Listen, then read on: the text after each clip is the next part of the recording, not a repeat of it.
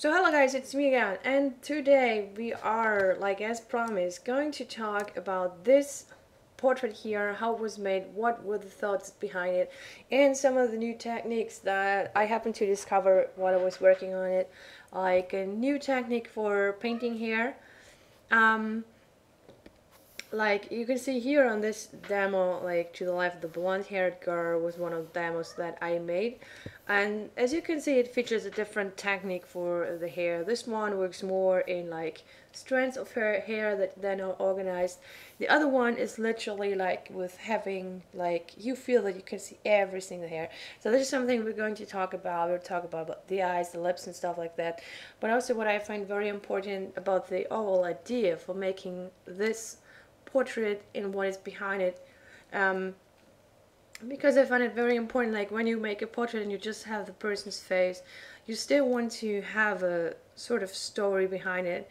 Even if not everything of it is visible, it is still something that you can feel, that you kind of know is there, even if it's just subconsciously. So this one I wanted to be settled like in the Victorian era.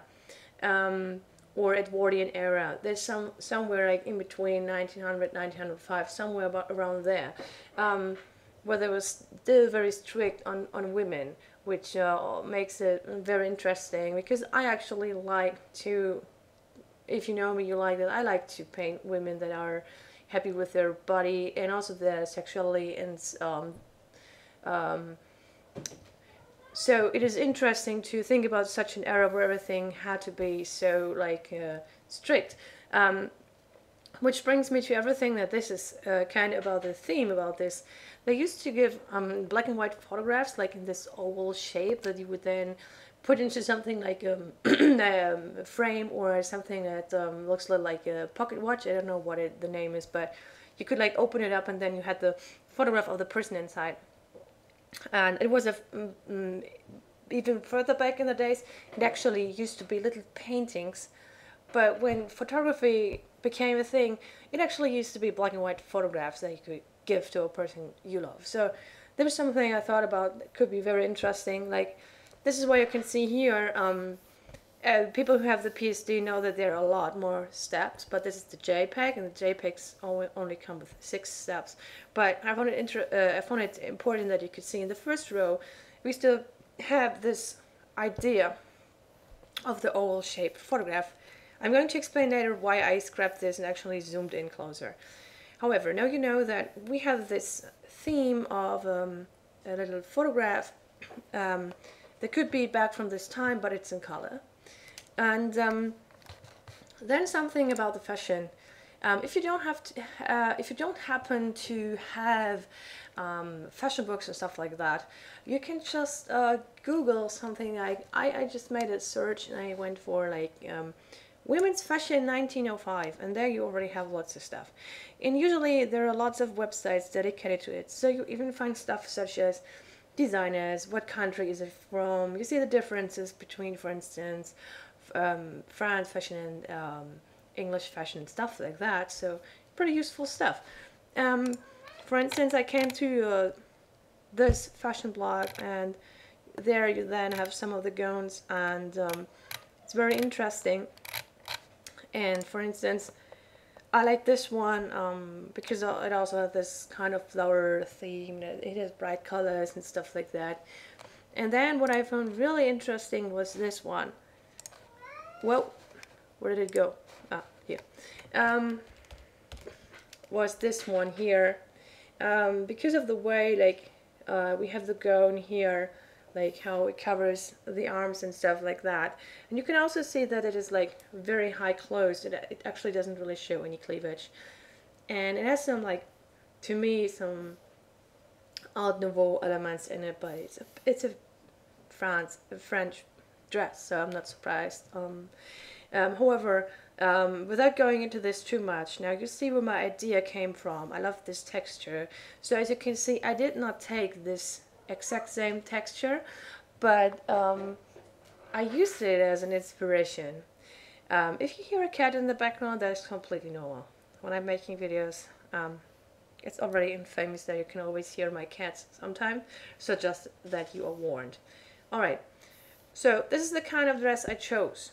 You can see that the dress actually is like pretty close, right? And she's wearing her hair up. And if you happen to know a little bit about that era, it was absolutely not a thing that a woman would wear her hair open or that she would show cleavage. That is something that a good woman would never do. So we are breaking, in regards to that time, we are breaking some rules here because the hair is open and we show cleavage. And also she has a little bit like horns. Actually, I had this idea at first that I wanted her to have horns and a little bit of a devilish thing about her, which is interesting because the lily as a symbol is something like a resurrection and you know, rebirth, stuff like that. With something which we usually say as something that is clean, that is not spoiled or anything. But I don't believe in like Hollywood logic. I don't believe that people are either black or white. I like facades. So we have those things at once, like she's placed into that era, but she's breaking rules. And she has it on her face too. Like on the first sketch, the expression is a little more neutral. Even you can see that even better. Like here, it's even a little bit happy. Once I put in the color, it's actually becomes more neutral, and then it becomes more dark. I played around here with texture, and like this orange thingy here that you can see come from her eye. It was interesting to me because if you would see it like from a distance, it looks a little bit like there could actually be tears. So I found this interesting because it's not 100% clear if you have like tears on your cheeks or not. And then I like to make the eyes very bright and shiny. That's a thing of mine. So it kind of fit that theme that you could mistaken those texture things for tears or something like that. It's giving her a lot more like soul in her eyes, so I want to have this. And I also love to add highlights to her lips and stuff like that. That's also a reason why I decided to zoom in closer. I then decided that the hair here, this is obviously very fluffy. Yeah. Okay, I have to open the door for the cat. So the hair here is way too fluffy and it looks kind of unnatural. So you can see that in the beginning the hair was a lot better, but then I kind of went loose with whoa, I found a new way to paint hair, awesome, and then it all went like so I was like, okay, this is too much, and it looks like a wig. So what can I do? I like the idea of maybe some of the hair floating around a little bit more freely, you know, like here. And then I was like, I feel her face is so strong.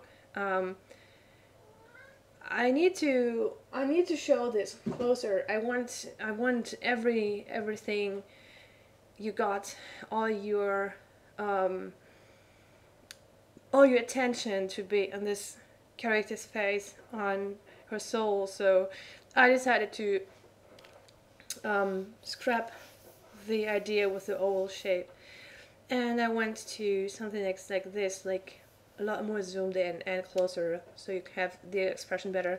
And as you can see here, on these following steps, I then pushed it even more. Like I added a lot more contrast to her face and a lot of highlights. And then here on the last step, you will literally have like a light bubble like laying around here, literally leading us towards the face. And then what I like to do when I have a face from the front, I like to trap the viewer in some sort of triangle between eyes and lips, and so they have no chance to escape. I brought this one up because I wanted to talk about the hair and stuff, how I painted these, because it's a new kind of a new thing. And I brought this up because it was a tutorial that I made earlier, and I wanted to show you the differences. between the two techniques. So I will put this one here because I want you to be able to compare them. Yes, hello. My poor old computer is kind of slow. So what is the difference? What is one of the most important differences? This is a step, by the way. I called it demo.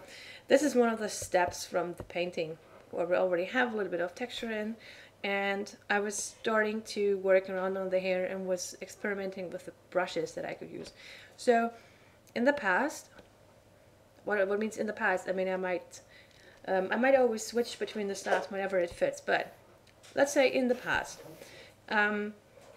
like that, I used to treat this more like strands. That means if I were to paint this, I would probably pick a random brush and could be pretty much any brush, and then you throw the color in, and you basically feel like the shape of a strand of hair. Alright, so you have something like this, and then actually I go to the smudge tool and I would push this around, and this way you can create pretty nice looking strands already. You can see that here, and it's in the tutorial video for the blonde haired girl. So you have something like this, then you need the eraser to like correct some glitches, and you get something like this, and then you basically add highlight to it.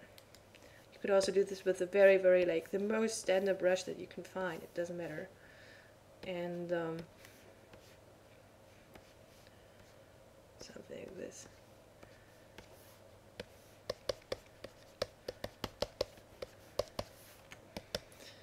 And then you create step after step, you create highlights and stuff, and you work yourself towards the finished looking hair look. So this is the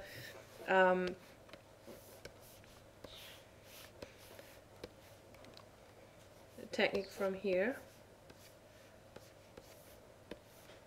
from the left, in a nutshell. As mentioned, there is a detailed video which shows the entire process, and also you can learn this in detail in my CG Society workshop, Absolute Beginners. There you can learn this. However, here you see, like, you get a quick idea like where this is going at. So the new thing works a little different because it requires you to use custom brushes, because we want to have all the little hairs, and we don't want to have to paint every hair on its own, because that is nuts. No one will ever do that. No client will ever pay you for that. It would just simply take you too long. So what can we do? You need any brush that is sort of like a bristle brush. I made tutorials before on how you can build such a brush. If you want to, I can make a tutorial about this later. However, let's assume right now we have a bristle brush, or we have a set containing bristle-like brushes. So what do I mean by bristle brush when talking about Photoshop brushes? I mean basically any brush that has like, where's the brush window? Oh, it's on the other screen. That's perfect. Come here.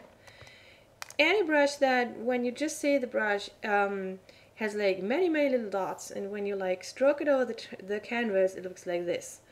This here, you see many little dots. This is how you recognize them. So and then when you drag it across the canvas, it looks like this. And I have different ones of these in my set because I'm like a maniac brush collector. I just don't know them all. I gotta have them all. So here, this is what this does, and I would just look for anything that has like a little dots in it, or looks remotely interesting, even something that can like you know, here like emphasize something that can then look like here. And that is very useful because, as you see, those bristle brushes, like, they already look like single hair. You don't have to draw every single hair by hand. You know, you just place them in with a bristle brush. This one here, the 150, that's also oval, but that's a little random. But it could also work well, but I think this one is better for the beginning. And so the difference is that you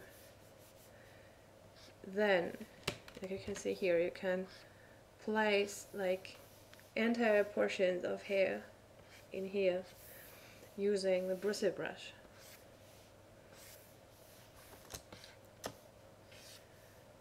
And then again, we will need the eraser, and we will also need a little bit of smudge tool to shape this. But just so you can see how it is, this is how you basically do it. You work in strands,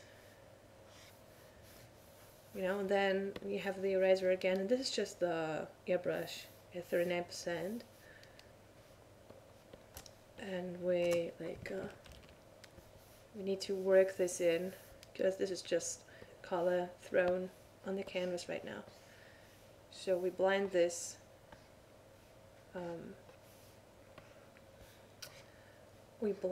with everything else using the eraser, like this.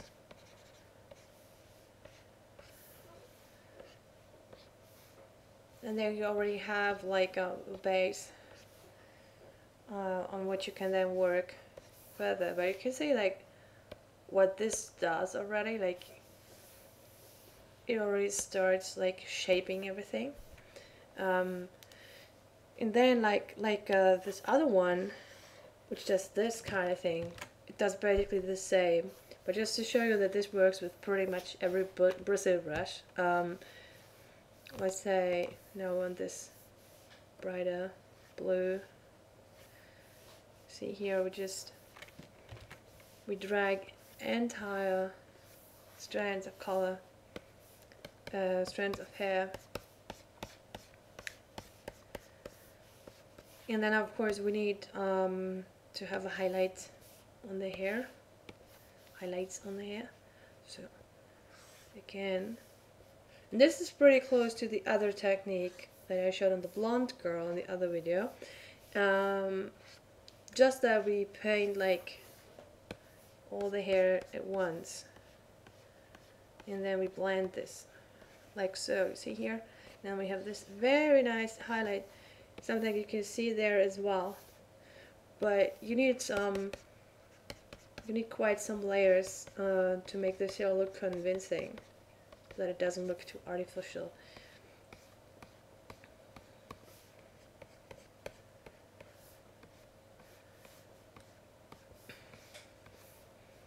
So I'm actually doing a lot of blending with the eraser. I throw the stuff on the canvas, and then I worry about like how I best blend it in. And also here, like, there's hair at the distance, it's perhaps a bit darker. This way we already shape everything around the skull. Maybe we have a slightly different hairstyle, like because she has like some hair that's basically going this way, and then the hair below is going this way. And because I was still planning to kind of incorporate the horns a lot more until the very end, and then I scrapped this idea. So here it could just be like normal hair that just, you know, goes like this.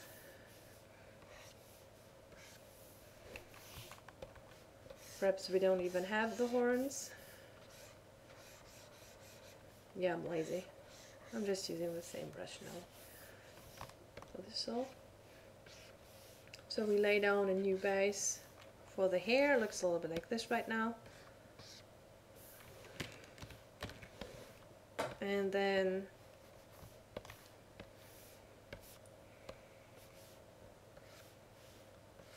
put in some highlight.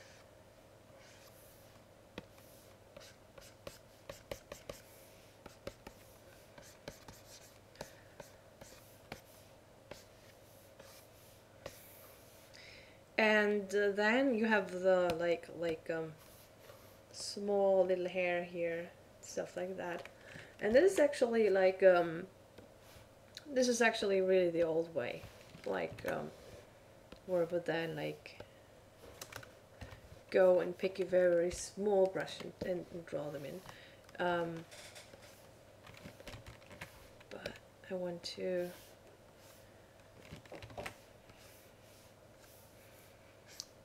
make this look a little less artificial first.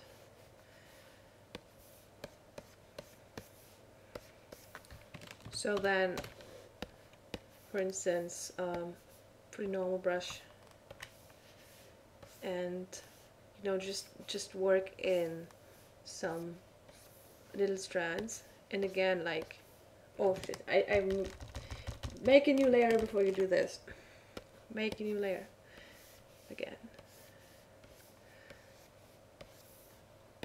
because if we don't make a new layer, we cannot blend it in with the eraser, because then we will erase everything, and that would be counterproductive. And you can of course also like blend colors, like the way Bob Ross does it, like when you like add color instead of removing color. But that blending always makes things look very soft. But I want all the detail below to remain, to stay in place. So so I need to have stuff on a new layer. And here we have the good old smudge tool technique again. So it's kind of combining everything.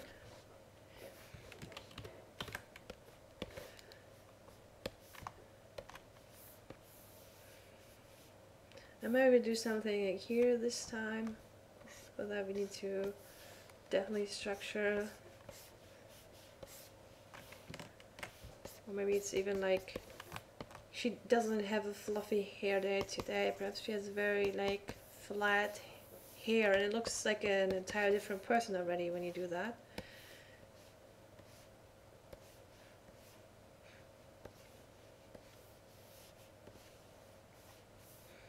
And some of that's also very nice, like some of these colors actually come from using the smudge tool.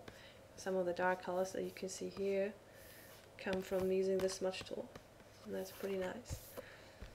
So perhaps this is like this.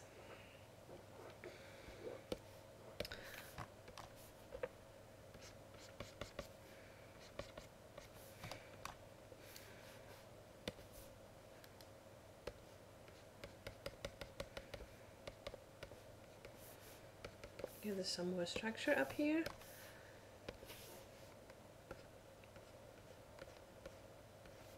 Here we go. Now it's getting somewhere. You can see it's starting to actually lie there.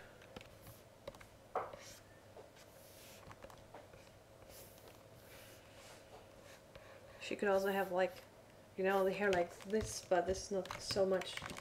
This doesn't look so that attractive to me. You could also like play around with shapes, like overdo it on purpose. Like she has some hair like going like this. So it really depends on what you like.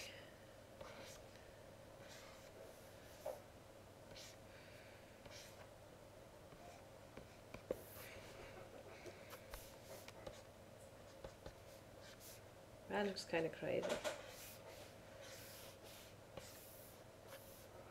Perhaps I push this back again.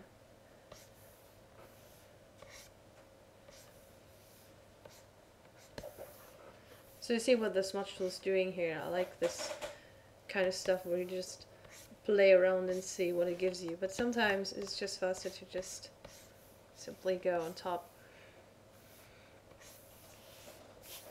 Alright, before I play around here for too long. So now we have this kind of, whoops, this kind of structure, and go back to a bristle brush, like mentioned, like look for little dots or for something that looks like this, like that's basically the same. That's like as if you like had a real brush and like press it flat, then you have more of this look, but it has the same, it does the same.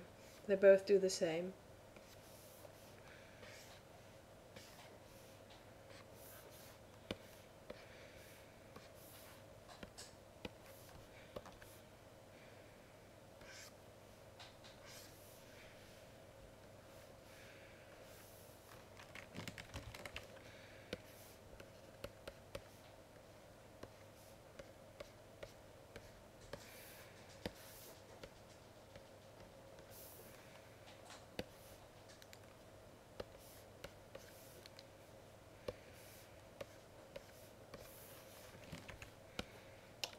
Let me show you the other brush. The other brush again.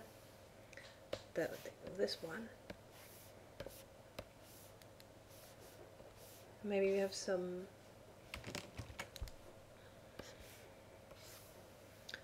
strands here.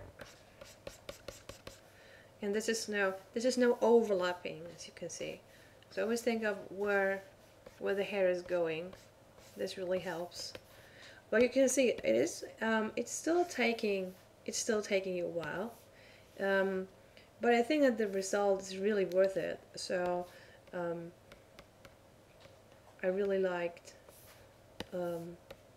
working with this technique, and then I also used this technique on my next painting, which I will show in a minute. But here now you have this. We're starting to go really fluffy, almost Sephiroth fluffy now. And having lots of fluffy hair, lots of happy little hair. Every hair needs a friend. And again, some overlapping here. So she's using only the best shampoo, only the best.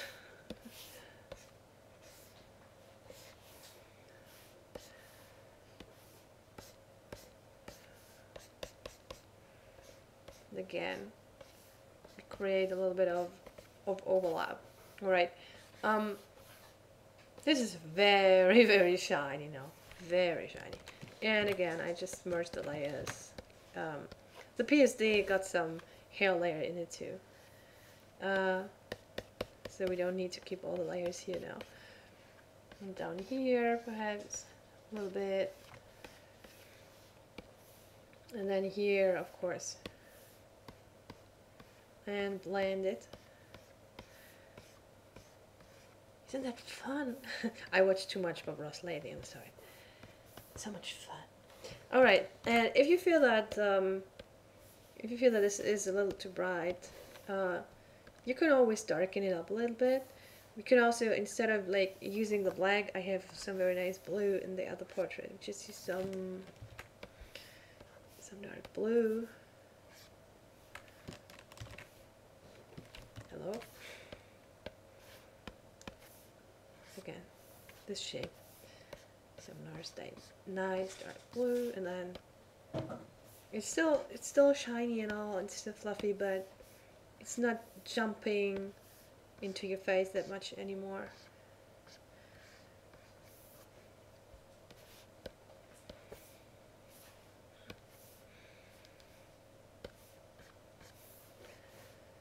And then a little bit of the dark blue here on the other side as well. So you can always kind of also control if you want this to look a little more realistic or a little more painted. I actually like what this looks a lot like. Here it's a little there it's a little softer, and then down here we have stronger texture again, and I think that looks pretty nice.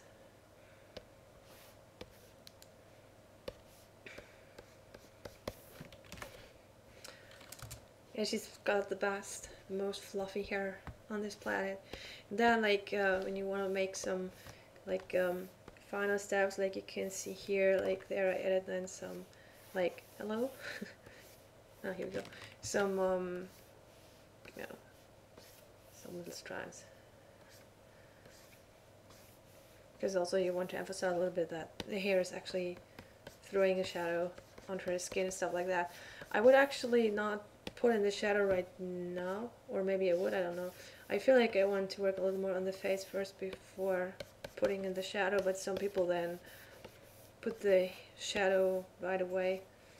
It really is like, depends on what you want to do and how you want to do it, how you feel like it works best. Like, no.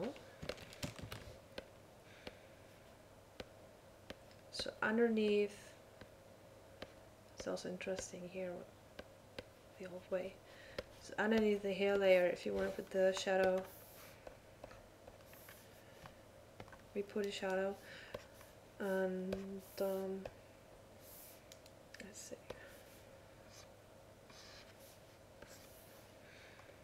If it's too bright, which is obviously is, you can like make it darker with the layers, and because that always adds saturation, we then just remove a little bit of the saturation and then we blend it in. And we have a little bit of a shadow. I didn't do the shadow too strong right now because we still need to work a little more on the face and see how strong the contrast is there. But if we wanted to bring the face forward really quickly now, let's say, this will take some of the cleavage. Can use the levels again. Using the levels in a proper way on your painting can already increase the realism a lot.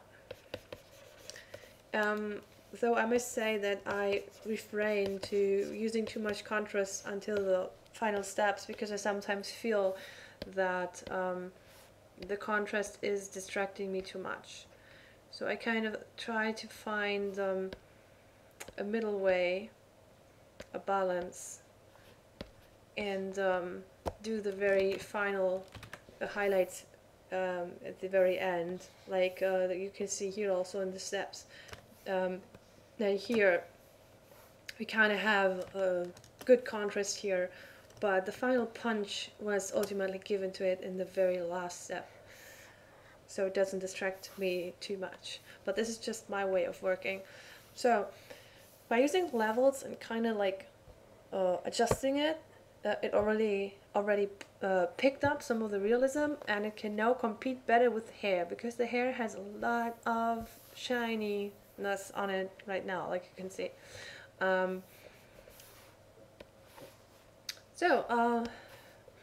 Quick note about the eyes. So like I had mentioned already, I like to make the eyes very shiny. That's kind of a trademark of mine. Here we already have basic eye blockout and basic color, basic highlights. I like to use a brush that has a little bit of texture. I don't really mind which one actually. I picked this one out of random one day and then I just kept it. What this one does, it's like the normal airbrush, but it adds a little more texture. And I like this for drawing because it feels a little bit like pencil. So when I now work some more on the eyes, I would start out with the eyelashes first, because I feel like the eyes are now very weak. As mentioned, we have all this fluffiness in the hair, and it really pushes the eyes back, unless you want to have a portrait where the eyes are actually pretty pushed back. And I sometimes paint a lot of layers of lashes. I start out and I paint perfect eyelashes, and then I paint some more, and I paint new eyelashes on top of again and again and again and again. So some of my portraits have like millions of eyelashes. Some of them are then a little darker, like so, and then underneath you have some brighter ones, which almost they also can like serve like a shadow. Because it's just my way of doing it. I sort of need to do this to bring it forward. It's like a thinking process. It's funny because I actually don't do makeup, but all my ladies have perfect eyelashes and perfect eyes. So this is a very quick and ugly way to do it. Just pull out the eyelashes with this smudge tool. I'm using the smudge tool for everything in my dog anyways. And now I feel that yeah, it was so blonde I just used black. And now I feel that this is too strong, even though here it's like black, but this has the maximum contrast on it and here it doesn't, and I need something that fits within the parameters of the portrait. So what am I doing? Again, blending with the eraser like you see here, and then it starts to look a lot more like real and stuff, and less messy, and that's something that we want, you know. We don't want this to look like too artificial, but now it's already coming forward a lot more because now we have the darker, you know, some darker lines already. And I don't know what I will do with the eyelashes, with the eyebrows. I mean, let's for now do something like this again. Crappy looking stuff that we bushy. Oh, it's not bushy. Bushy eyebrows. And again, we blend it. And then now we have it's a little darker, it has a little more detail, you know. And we can work on this more later. And sometimes when you like give them like strong eyebrows, that's also that kind of looks very interesting. You have a lady with strong eyebrows, I like that. And I also want I also want to read the lips better.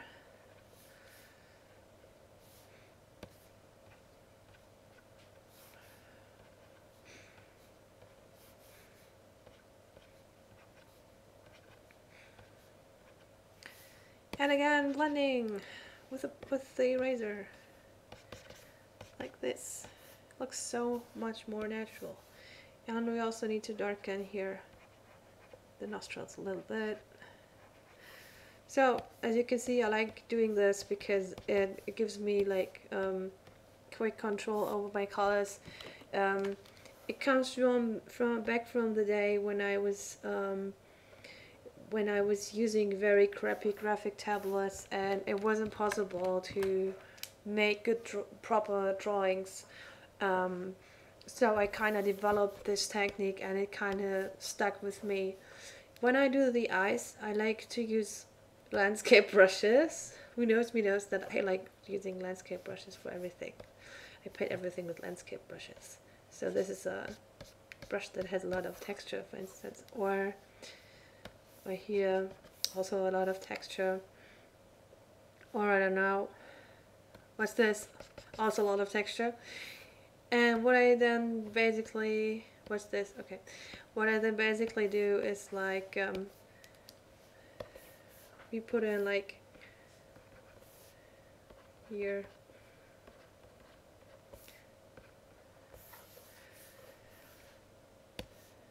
and smudge tool.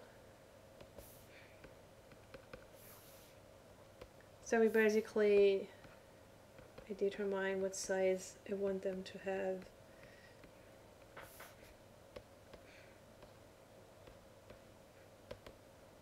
She's staring now because now we have the impression that she has very bright eyes, and that makes her like animal-like. I could now go for an approach like, you know, oops, like kill this, and then you could have a completely different kind of painting. She's a little more like an animal looking at you. bet that would look kind of scary. Yeah, so as you can see, this is also what you could do. But if you want to get to the blue eyes, first of all, blend it again. It just looks more natural. Because, wait a second. This one was good, this one we'll keep. Because, you know, pure black or pure white always looks kind of crappy. So I use them sometimes to, as you can see here, put stuff in. But I blend the stuff afterwards. Now we have the eyes. And you can use the same blue like from the hair. And put some color in. And this is hopefully on a new layer. Yes, okay. Sometimes when I make demos I forget, like it happened already today. Because I'm so busy making the demo, I completely forgot to make a new layer. And then everything else, boom. And blend.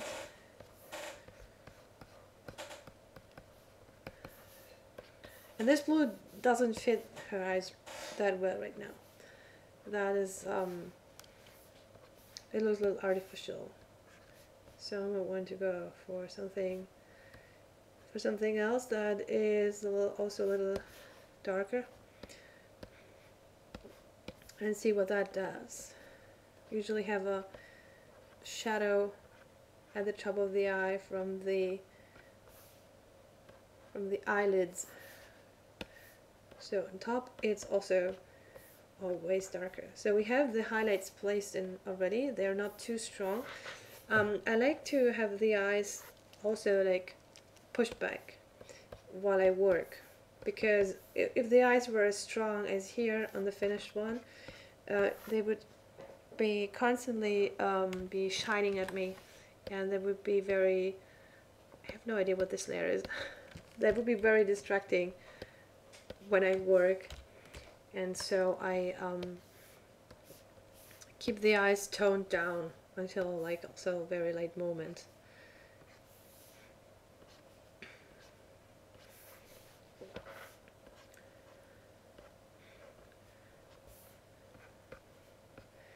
And you always can some people are really crazy when it comes to detail. I could also paint a very detailed eye, but I always consider like how big will I actually see this.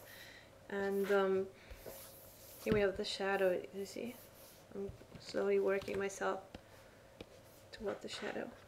And as mentioned, like think of your detail, like how much detail do I need? Like in the early years, when I started with portraits, and I always was very obsessed with them, but the problem was I would always zoom in like very close, and I would work on every little detail, and I was working for print magazines by the time, and you saw nothing in print because it was printed in A4 and sometimes even smaller, and you wouldn't see any of this detail. So this kind of helped me learn a lot about where to actually put all this detail. It's like the same, like sometimes, I also get this sometimes asked by students, like how big should it be? And I say, like when you go to a museum, like yes, the paintings are really big, but how close are you actually? Does your nose touch the canvas? Are you that close? Or is there still some room? And when there's still room, it's obvious we don't look at them at 100% size. We always have a little bit of a distance. I want the eyes to be less blue, because that looks a little too artificial. Now it instantly fits into her face a lot better. And I like the crazy eyes. I really like the crazy eyes. I might repaint the crazy eyes, or I might just work this now so she gets the crazy eyes. What if I just duplicate this layer, which is also interesting because then she gets very dark eyes. But we have it stored here. And now what can I do to get to the bright, crazy eyes but keep some of the detail? What if I do it like this? I think to me this looks very nice. And then, I know on this layer we have nothing. And then we can play very nicely with the highlights.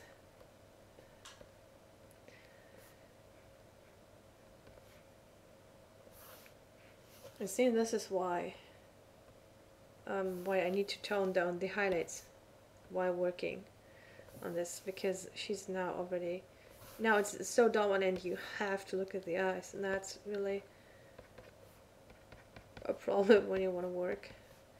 So we pushed it back for now, but we have a little more highlight in it than before. Already looks a little more lively. There we got the eyes. And we can already play around a little bit with the lips. Like I like placing her highlights up here and some down there and here by the edges.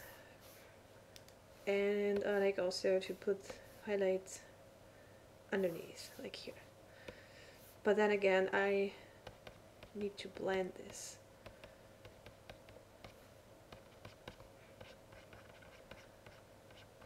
Like so, and it looks a lot more naturally already. Sometimes I blend, or I push back stuff with the eraser so much sometimes that you can hardly see it, but it's still there.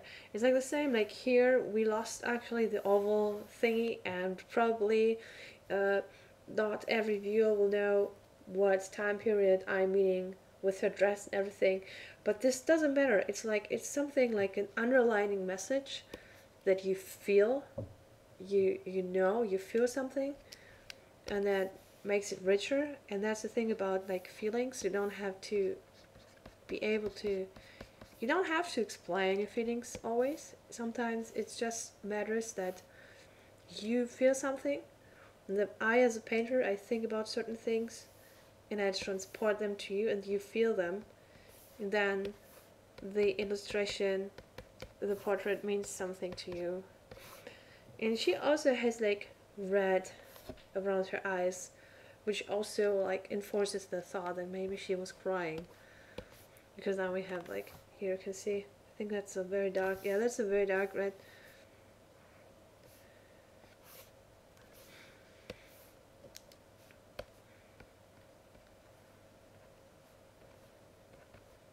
It looks interesting, like she's modeling for makeup campaign. Out of bad makeup. Like so. That's not really more like makeup what I did here right now. Alright, and some more. And also I like to place like highlights around this area. Makes the eyes up here more open. And then again, we need to blend it in, because otherwise it would look weird. Like this. And this is a very quick how-to on some of the different techniques, and for everything else we will have like detailed how-to tutorials, like how to eye and how to lips and stuff like that, because I feel that some of the stuff needs a little more time. I can't see, oh yeah, silly me. Oh, here we are.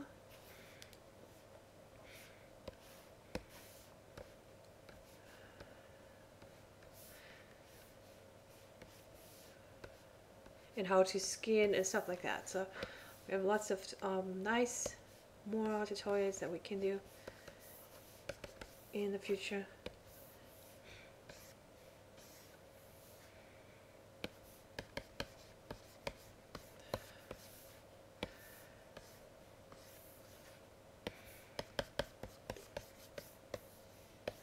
Right, and this signature is of course from the other painting where I used the same technique for the hair. It's the Katerina painting. And there we have the same technique for the hair that I showed here.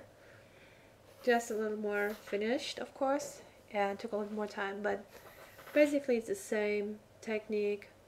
And here you can see the same roots that I was talking about, like as the final step. The face is brightened up significantly. We have the highlights around the lips, we have the strong highlights in her eyes, and we have also a lot more highlights here on the hair, because again I wanted to have like people look at the face, then they look here, and then they look here, they kind of go across the body, which is perfectly fine because she's a pretty girl, and there's nothing wrong with looking at happy pretty girls.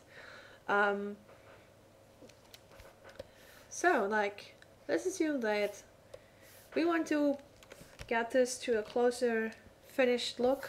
And now it looks a little strange because now we have like a very detailed painted hair and stuff, but we did nothing on the clothes. Doesn't matter. Let's say this is our portrait.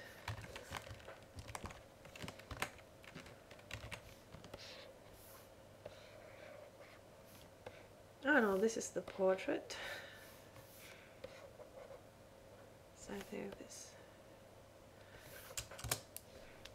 And then we can use the levels again, or we can use the layer settings, whatever we want.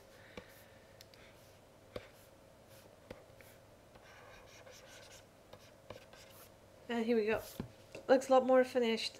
So keep in mind that you can always like put in more contrast later on, and it's also a good way if you have to work for a client and time is money. So that really helps. And yeah, I hope you had fun with this tutorial. I wish you happy painting, and see you next time.